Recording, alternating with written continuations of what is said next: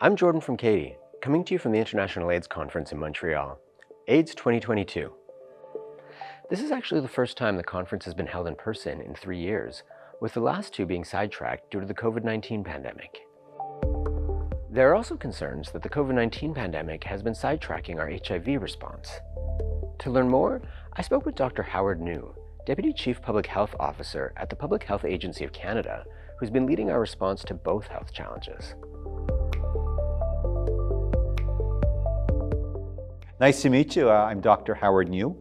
I'm the Deputy Chief Public Health Officer at the Public Health Agency of Canada, but I'm also doing a dual role. I'm also the Vice President of the Infectious Diseases Programs Branch at the Public Health Agency of Canada.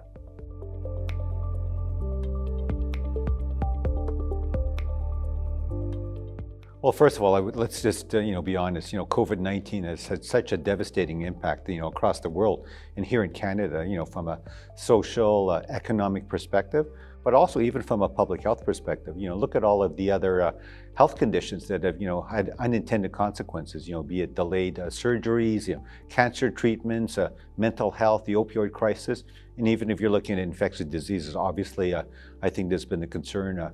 For obviously access to services for sexually transmitted bloodborne infections, tuberculosis, I could go on and on. So speaking specifically about HIV, I would say yes, there is a concern that, what's happening with HIV transmission.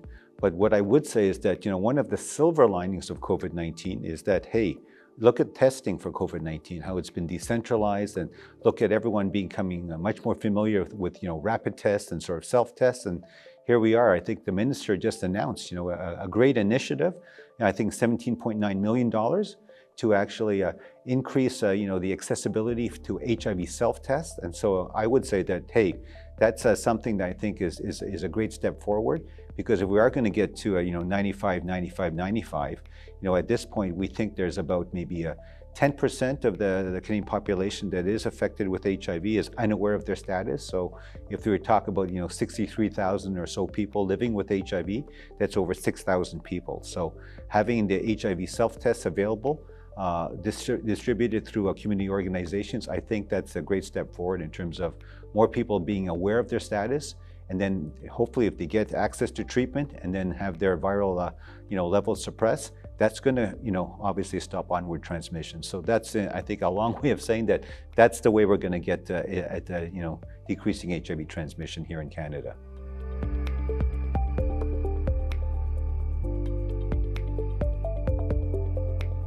Hey, we live in an interconnected world, with increasing travel, globalization, there's obviously more contact, and the fact is that, a virus or a bacteria, if there's a small outbreak or epidemic, can easily spread to other parts of the world.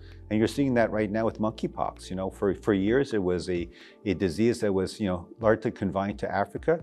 But what's happening now is that we're seeing maybe a different form, but certainly a type of monkeypox that has obviously spread in what we consider non-endemic countries. So I think another factor that's also in play is the fact that as humans continue to encroach on the environment, diseases that were not as prevalent because we weren't in contact, let's say, with animals or in other parts of the environment where these viruses and bacteria are normally circulating. That's what's happening now. Look at monkeypox. It's certainly a real issue here in Canada, as it is in many other countries where it hasn't previously been circulating.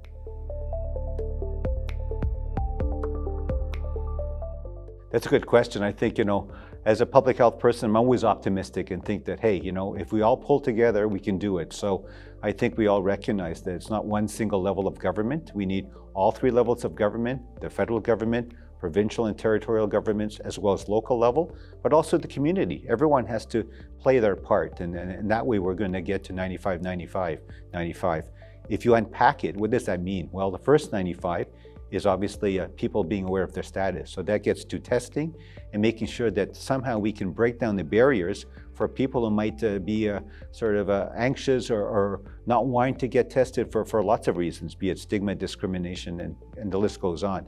And as I mentioned earlier, with I think now increased accessibility to HIV self-tests, I think that's another tool that we can use to hopefully make people more comfortable to obviously in a safe space be able to learn about their HIV status. So once people are aware of their status, The next challenge is to get them linked to care and treatment. And I think that's something we need to work on, both with provincial, territorial governments, healthcare systems, frontline healthcare providers, and obviously the community. What are the barriers? Not just in general, but looking at the subpopulations. We know that women, Indigenous populations are at increased risk for HIV. So what are the things that we could or should be doing to make it more easy for them to get tested? And once they test, and let's say if they are positive, how do we link them to care and treatment? And then of course the third one, most important, is that if you get on treatment, how do we make sure that people continue to be monitored, to have the follow-up they need to actually get to what we call undetectable levels? And if that's the case, then hey, that's a great step, because we're all on board with U equals U. And if we get to that point, then I think we'll make a dent, and hopefully we'll end the HIV epidemic in Canada.